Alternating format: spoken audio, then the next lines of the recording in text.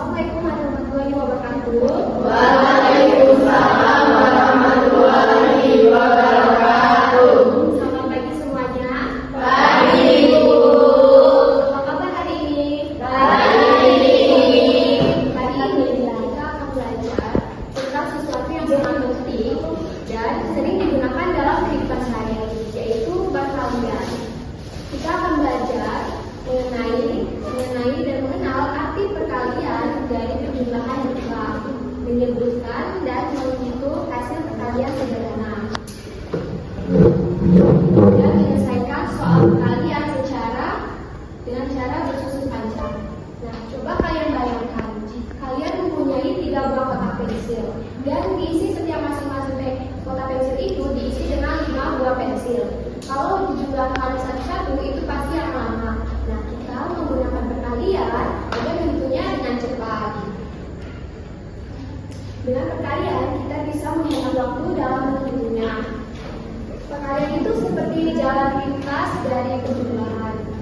Siapa sih di sini yang ingin jago dalam hitung cepat? Saya. Makanya ya, ibu juga mau cepat berhitung dengan cepat. Jadi sebelum menjelaskan lebih baik lagi, ibu ada sedikit ice breaking untuk kita semua agar lebih semangat dalam belajar matematika. Ibu akan memberikan contoh, nanti kalian bisa ikuti bareng-bareng, oke? Oke. Ice breaking itu seperti topik matematika. Tambah, kurang, kali, bagi. Matematika mudah dan menyenangkan. Bisa? Bisa. Oke, mari sama-sama kita mulai ya. 1, 2, 3. Topik matematika. Tambah, kurang, kali, bagi. Matematika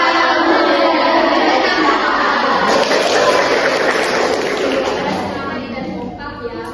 Jadi ibu akan menjelaskan lebih banyak lagi. Matematika perkalian itu adalah salah satu operasi dalam matematika yang berarti perjumlahan yang berulang dengan bilangan yang sama. Contohnya, ibu kasih perkalian 3 dikali 6 yang berarti 3-nya itu ditambah sebanyak 6 kali, atau bisa dibalik 6 dikali 3 yang berarti 6-nya itu ditambah sebanyak 3 kali. Paham? Paham. Dan ada juga unsur dalam perkalian. Dalam operasi perkalian, faktor adalah angka yang akan dikalikan, sedangkan hasil kali adalah hasil dari perkalian. Contohnya, 2 dikali 5 yang hasilnya adalah 10. 2 dan 5 itu adalah faktor atau angka yang akan dikalikan. Yang 10 itu adalah hasil dari perkalian 2 dan 5. Paham? Paham. Dan juga ada sifat dalam perkalian, yaitu yang pertama itu sifat komutatif atau pertukaran.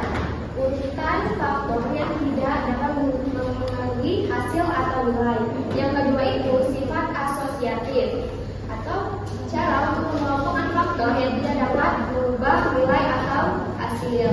Yang ketiga itu sifat identitas, di mana setiap angka yang dikalikan dengan 1 maka hasilnya akan tetap. Seperti 5 dikali 1 hasilnya akan tetap 5. Dan sifat 0, setiap angka yang dikalikan dengan 0 hasilnya akan 0. Contohnya 5 dikali 0 sama dengan 0. Sudah paham? Paham. Nah, di sini ibu ada membawa yaitu media pembelajaran. Media ini disebutkan sebagai kantong perkalian. Cara menggunakannya itu sederhana. Ini ibu kasih contoh soal dari perkalian 3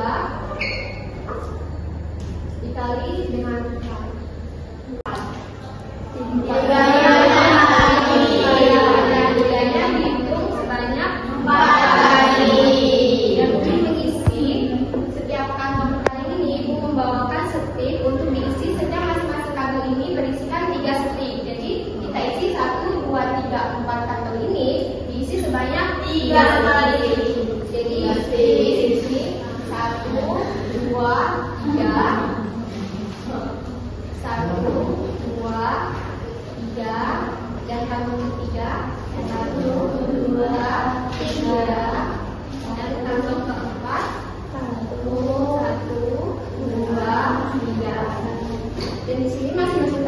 sudah terisi, jadi kita akan menambahkan dari kantong pertama, kantong kedua, kantong ketiga, dan kantong keempat. Oke, boleh sama-sama hitungnya?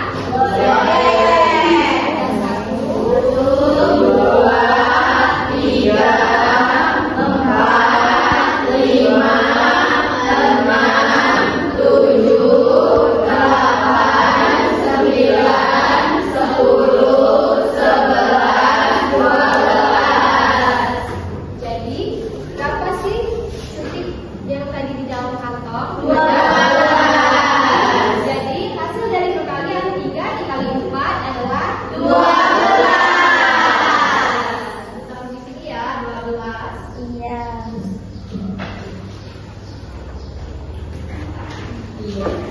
Nah, apakah kalian sudah paham dengan perkalian yang ada dalam media belajar ini?